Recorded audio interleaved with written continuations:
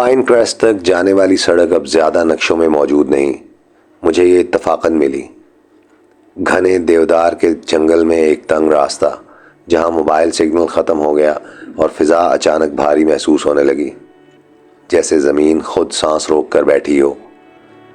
Pine Crest مغربی Montana کا ایک پرانا لکڑی کاٹنے والا قصبہ تھا جو 1900 کی ابتدائی دہائیوں میں آباد تھا۔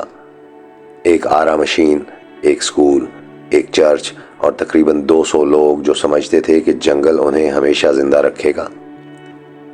آج مقامی لوگ اس نام کو آہستہ بولتے ہیں، جیسے اونچی آواز میں نام لینے سے کوئی چیز جاگ جائے گی۔ جیسے جیسے میں آگے بڑھا، درخت غیر معمولی طور پر قریب ہوتے گئے، شاخیں اندر کی طرف جھکی ہوئی سایوں کی ایک سرنگ بنا رہی تھیں۔ پھر اچانک جنگل کھل گیا اور پائن کریسٹ میرے سامنے تھا۔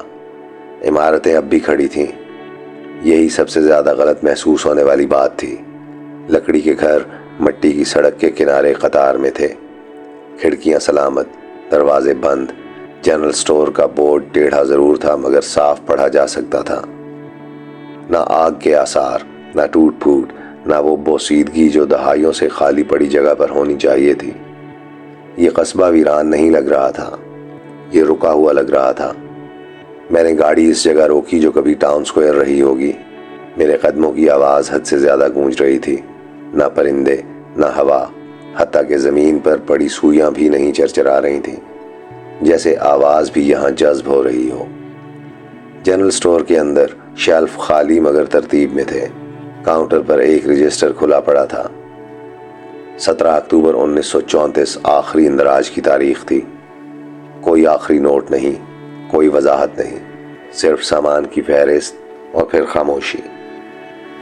سرکاری ریکارڈ کے مطابق اس رات پائن کریسٹ کا وجود ختم ہو گیا، لیکن وہاں کھڑے ہو کر ان گھروں کے درمیان جو اب بھی اپنے مکینوں کے لوٹ آنے کے منتظر لگتے تھے، یہ احساس ہوا کہ یہ چھوڑا ہوا قصبہ نہیں تھا۔ یہ وہ جگہ تھی جہاں سب لوگ ایک ہی لمحے میں چلے گئے تھے، اکٹھے، بغیر کوئی نشان چھوڑے۔ سرکاری ریکارڈ یہ نہیں بتاتے کہ پائن کریسٹ کیوں خالی ہوا یا کیسے، وہ صرف ایک تاریخ درج کرتے ہیں، 17 اکتوبر 1934۔ یہ بات مجھے اس وقت معلوم ہوئی جب میں قصبہ چھوڑ کر 40 میل دور کاؤنٹی آفس پہنچا۔ وہاں موجود کلرک پائن کریسٹ کا نام سن کر رک گئی۔ پھر اس نے ایک پتلی سی فائل نکالی، پیلی اور نازک، جیسے برسوں سے کسی نے اسے کھولا ہی نہ ہو۔ فائل میں قریبی علاقوں کے گواہوں کے بیانات تھے۔ ایک کسان نے بتایا کہ اس رات پائن کریسٹ میں تمام گھروں کی بتیاں ایک ساتھ جل اٹھیں، معمول سے کہیں زیادہ روشن، جیسے پورا قصبہ جاگ رہا ہو۔ ایک اور شخص نے دعویٰ کیا کہ اس نے آدھی رات کے بعد آرا مشین کی سیٹی سنی، حالانکہ وہ رات میں کبھی نہیں بجتی تھی۔ سب سے خوفناک بیان ایک ریلوے کارکن کا تھا۔ اس نے کہا کہ تقریباً 1:40 پر پائن کریسٹ کے قریب ریلوے ٹریک ہلنے لگے۔ کسی ٹرین کی وجہ سے نہیں، اس وقت کوئی ٹرین مقرر نہیں تھی، بلکہ جیسے زمین کے نیچے کوئی بھاری چیز حرکت کر رہی ہو۔ اس نے آواز کو بہت ہلکی مگر اتنی گہرے بتایا کہ سننے میں محسوس ہو رہی تھی۔ پھر سب کچھ رک گیا۔ صبح ہونے پر پائن کریسٹ خاموش تھا، حد سے زیادہ خاموش۔ نہ چمنیوں سے دھواں، نہ سڑک پر کوئی نشان، نہ جانور۔ بعد میں آنے والے شیرف نے نوٹ کیا کہ کھانے آدھے چھوڑے ہوئے تھے، بستر استعمال شدہ لگتے تھے، جوتے دروازوں کے پاس ترتیب سے رکھے تھے، جیسے سب نے واپس آنے کی تیاری کی ہو، لیکن کوئی واپس نہ آیا۔ جب میں دوبارہ پائن کریسٹ میں تھا تو ایک بات میری نظر سے بچ گئی تھی جو اب سامنے آئی۔ ہر گھڑی رکی ہوئی تھی، ٹوٹی ہوئی نہیں، رکی ہوئی، اور سب ایک ہی وقت پر رکی تھی، 1:47۔ ریلوے کارکن کے بیان کے مطابق زمین کے ہلنے کے ٹھیک 7 منٹ بعد میں اسکول کے کمرے میں کھڑا بلیک بورڈ کے اوپر لگی گھڑی کو دیکھ رہا تھا کہ مجھے فضا میں ایک دباؤ محسوس ہوا، جیسے ہوا تنگ ہو رہی ہو، اور پھر آواز آئی، قدموں کی، میرے پیچھے نہیں، میرے ارد گرد، آہستہ، سوچ سمجھ کر، نپے تلے، جیسے یہ قصبہ دوبارہ چلنا سیکھ رہا ہو۔ میں نہیں بھاگا۔ یہی بات ہے جو آج بھی مجھے حیران کرتی ہے جب میں اس لمحے کو یاد کرتا ہوں۔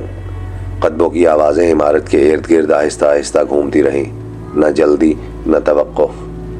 برف پر چلنے کی چہچہاہٹ سنائی دے رہی تھی، حالانکہ جب میں اندر آیا تو وہاں برف تھی ہی نہیں۔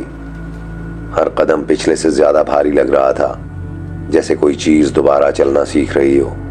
میں کھڑکی کے قریب گیا۔ باہر قصبہ اب خالی نہیں تھا۔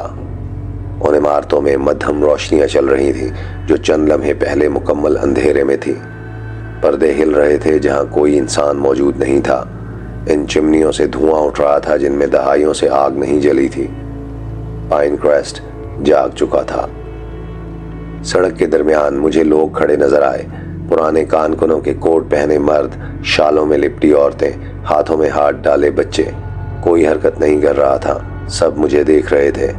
ان کے چہرے سفید، ادھورے، جیسے پرانی تصویریں جو دھوپ میں بہت دیر پڑی رہ جائیں۔ پھر ان میں سے ایک آگے بڑھا، ایک شخص، سر پر کان کنوں کا ہیلمٹ، جس کا ٹوٹا ہوا لیمپ مدھم سا جل رہا تھا۔ اس کے ہونٹ ہلے مگر اس کے منہ سے آواز نہیں نکلی۔ آواز ہر طرف سے آئی، دیواروں کے اندر سے، فرش کے نیچے سے اور میرے ذہن کے اندر سے۔ تمہیں اتنی دیر نہیں رکنا تھا۔ باہر قدموں کی آواز رک گئی۔ میرے پیچھے دروازہ خود بخود چرچراتے ہوئے کھل گیا۔ سرد ہوا اندر آئی، اتنی تیز کہ سانس جلنے لگا۔ مجھے لگا جیسے کوئی میرے پاس سے گزرا ہو۔ چھوا نہیں مگر اتنا قریب کہ جسم لرز اٹھا، جیسے کوئی پرانی یاد جاگ گئی ہو۔ تب میں بھاگا۔ مجھے یاد نہیں کہ میں پائن کریسٹ سے کیسے نکلا۔ سڑک یاد نہیں، درخت یاد نہیں، گرنا بھی یاد نہیں۔ بس اتنا یاد ہے کہ اچانک خاموشی واپس آ گئی، اچانک، زبردستی، جیسے پیچھے کوئی دروازہ زور سے بند ہو گیا ہو۔ جب میں اپنی گاڑی تک پہنچا، انجن پہلی ہی کوشش میں سٹارٹ ہو گیا۔ برف غائب تھی، قصبہ غائب تھا۔ صبحوں میں دن کی روشنی اور نقشے لے کر واپس آیا۔ وہاں کچھ بھی نہیں تھا، نہ عمارتیں، نہ سڑک، نہ کسی قصبے کا کوئی نشان، مگر میرے جوتے اب بھی گیلے تھے، اور میری گاڑی کے پیچھے وہ چیز پڑی تھی جو میں نے نہیں رکھی تھی، ایک زنگ آلود کان کنوں کا ہیلمٹ۔ اس کا ٹوٹا ہوا لیمپ اب بھی گرم تھا۔ پائن کریسٹ کسی نقشے پر نہیں ملتا، مگر مونٹانا میں ہر سردی جب برف زیادہ پڑتی ہے، مقامی لوگ کہتے ہیں کہ جنگل کے اندر کہیں روشنیوں کو حرکت کرتے دیکھا جا سکتا ہے، اور اگر تم ان کے پیچھے چلے جاؤ تو یہ قصبہ تمہیں یاد رکھتا ہے۔